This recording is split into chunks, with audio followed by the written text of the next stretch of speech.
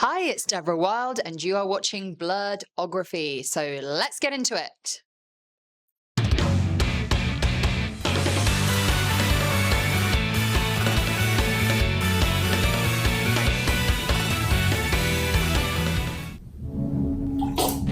Who has defeated you so that you must drink their piss? I beg your pardon. Was I too rough?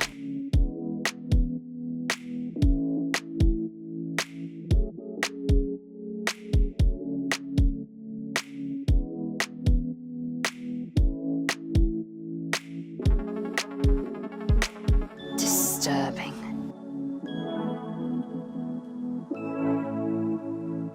What's going on, everybody? It's me, Mark. I am here at Anime Week in Atlanta. I am here with Miss Devora Wilde. Welcome on to Blerdcast. How are you? Thank you. I'm very well. Good. How are you? I know I asked you this 3 times already, but for the Blerd Nation, how are you enjoying Anime Week in Atlanta so far? It's great. It's great. It's interesting for me because it's a lot of anime, and I don't have that much experience with that world. So I've really enjoyed seeing like the cosplays and just getting more immersed into the world of anime. Yeah. Okay. So with that said, how did you get into voice acting? I'd done a little bit at drama school, and I thought it was like a cool thing, you know, but I didn't know much about it. So I sent off my voice reel that I had already from drama school. I sent it to a few agencies, didn't really hear anything back. And then there was a couple of very specific roles, one being Baldur's Gate 3, Lae'zel, that happened to come across my now current agent's desk. And she thought of me and she asked me to audition. I booked Baldur's Gate, obviously, and then a few other roles kind of in succession. And it kind of just got going from there, really. Just kind of steamrolled from there. So, yeah, it was something I'd never really thought too much about because I was and still am, you know, acting in TV and film and theatre. But it's just another very cool thing to have as an actor, another different type of acting to explore. That is a very interesting take. I've learned a lot about the differences in how we see this particular genre between Americans and Brits. Because I've learned that you guys think as acting as all one thing, whether it's with the voice or just with the body, motion caption. But here, those are all different things and are taught differently to some degree. Yeah, I mean, I think obviously there's differences between how you act for a video game, and you know, because you're not seeing your face, so it's very different and I would say more difficult. But I think the kind of the issue, I suppose, is and what we get frustrated is if people just call us like voice actors, because when you're acting for a video game, even if you are just using your voice, you're still using all your tools that you have learned at drama school or your training, and so it is a full performance. But I am starting to realize that that's just the way that some places have categorized it, rather than rather than anything else. Right. Yeah, I get that. That makes so much sense. Yeah. So since you brought up your character from Baldur's Gate, Lae'zel, I had to keep like it looks like me. I actually have a fan question that one of your fans stopped me and wanted me to ask. Okay. So you probably already met them earlier today. They was cosplaying as Deadpools. Okay. Yes, I think I know the person you mean. Yeah. Lady Deadpool and Santa Pool. So they. Yes, I did meet them. Yes, I did. Yeah. So shout out to Lady Deadpool. Shout out to you guys. And yes. Santa Pool. I'm gonna put their clip up of them asking the question. Hi, I'm Bree. I'm cosplaying as Lady Deadpool today. Hey, it's the jolliest man in all of Canada, Santa Pool.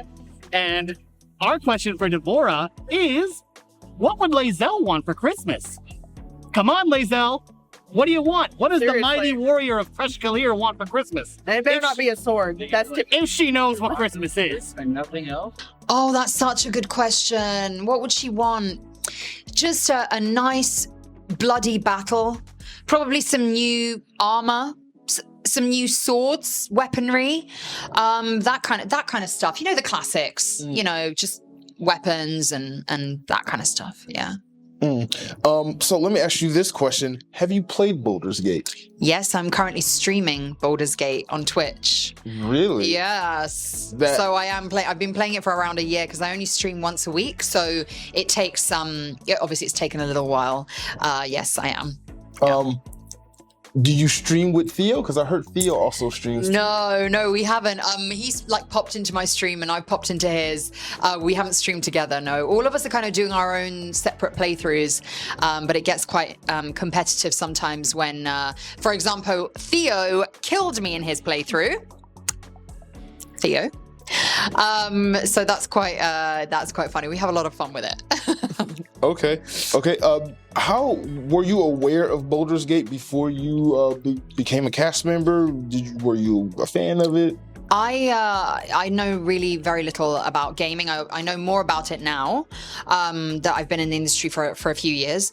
But no, I didn't know. I wasn't aware of Baldur's Gate at all as a thing. And in fact, I didn't know that I was recording for Baldur's Gate 3 until about a year into the game. If you don't know this already, people watching this, most projects that we work on are code named. So the project will be referred to as the code name. And so if you don't ask specifically what the game is, you won't find out.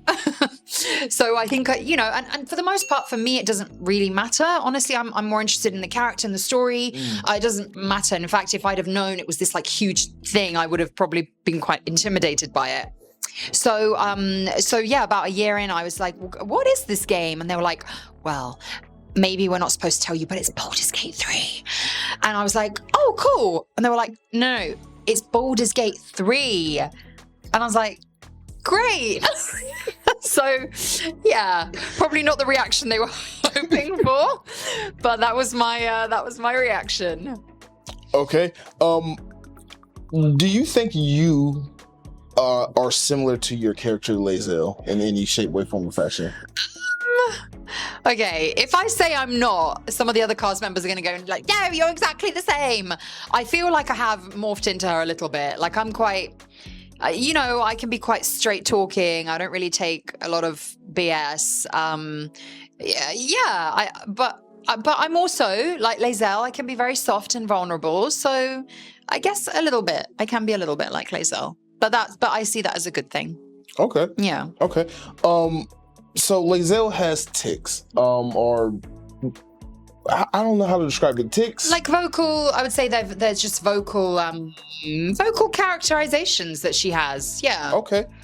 These vocal characterizations, were they scripted or were they ad-lib? They were scripted. Really? Yes, I can't take any credit because I can't take any credit for the and the, those kinds of things because they were all scripted and we didn't improvise any of these performances because we didn't have to. It's, I've said this before and I will keep repeating it because I think it's just very important to remember that Baldur's Gate 3, the reason why it's such a massive success is really because it was so brilliantly created. And by that, I mean written, developed. All the people behind the scenes worked very hard to create this. It wasn't just us, coming to the voice, coming to the volume and just coming up with a performance. Absolutely not. All of those things were in the script. That's awesome. Yeah. I was kind of hoping that was ad-lib, though, because... No. Oh, that would have been such a good story. All right. It would. But it was, we spent a bit of time like, because I think especially with the that's probably the most common one that people think that maybe it might be improvised. Mm-hmm. All the other things she does are mostly Githyanki words. Yank.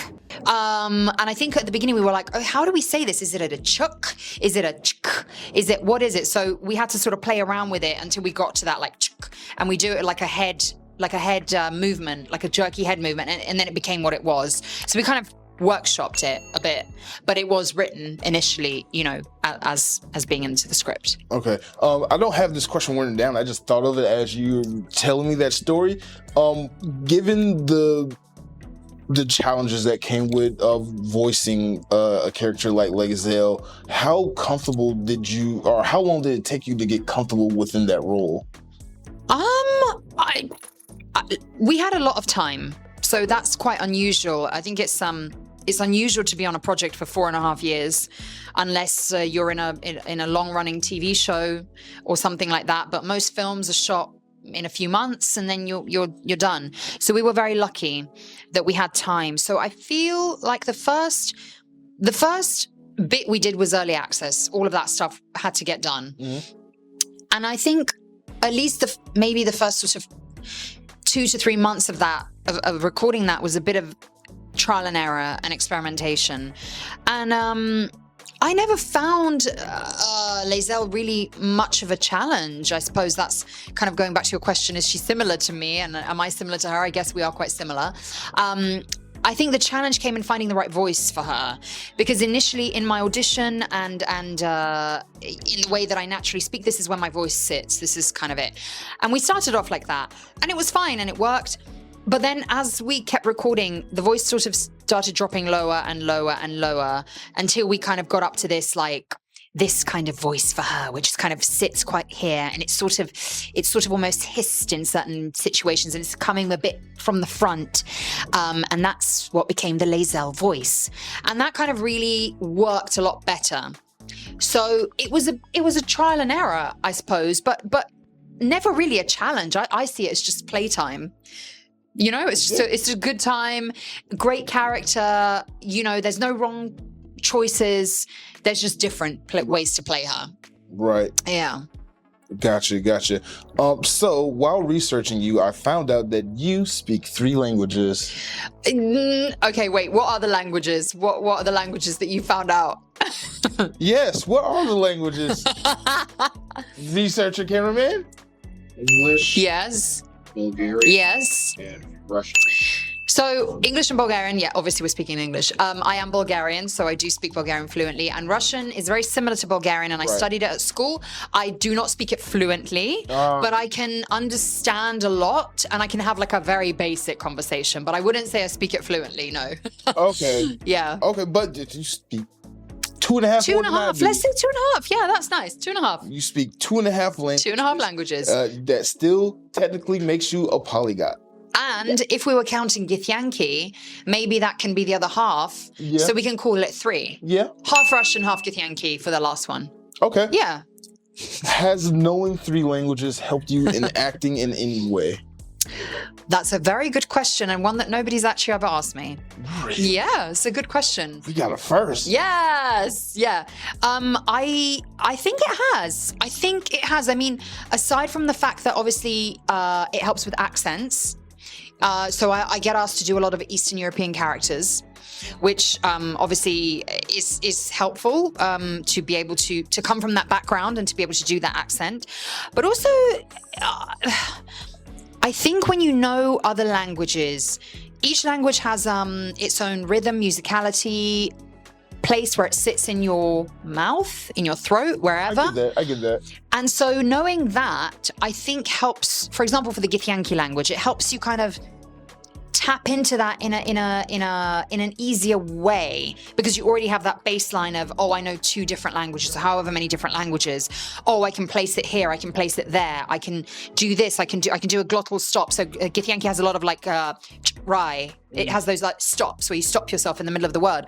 So yeah, I think it really has helped, and I've never thought about that, but it does. And I think when you speak different languages, your personality almost changes, you know? Like, I think my English speaking voice is quite high and like lyrical, but my Bulgarian speaking voice is quite low and like a little bit sort of maybe flatter. So it for sure helps. Yeah. That's interesting. I'm a linguophile myself. Oh, wow. Okay. So, when I'm learning and studying different languages, I found it helps to think in that language. It does, yeah. And then I started learning Japanese. I was like, why did I do this to myself? Wow. Oh my God, is that hard? For English speakers, yes. Yeah. It's like going to the opposite end of the pool. Wow. And it's like just deep. Deep. It's just deep. It's just deep. Well, but that's amazing. I think it really stretches your brain, though, to learn another language. Yes. Really stretches your brain, and it's something very satisfying, I think, when you know enough of it to get by, and then you can go and you can have like a conversation, even a basic conversation. I think it's like such a lovely feeling. Yeah. Yeah. Yeah, and like and you can gauge someone's intelligence based off of like just how well they know different languages and how well they can speak the different languages and just piece the language tree together. Yeah. Again, I'm such a nerd in this. We should have had a whole interview about just about language, because it's a big part of acting, for sure. It is. But thank you so much for coming on. Thank you. My little YouTube channel. Everyone in the Blerd Nation is going to be happy to see you. Yeah. You have so many fans on my channel. Just thank you guys so much. Thank you for watching. Bye.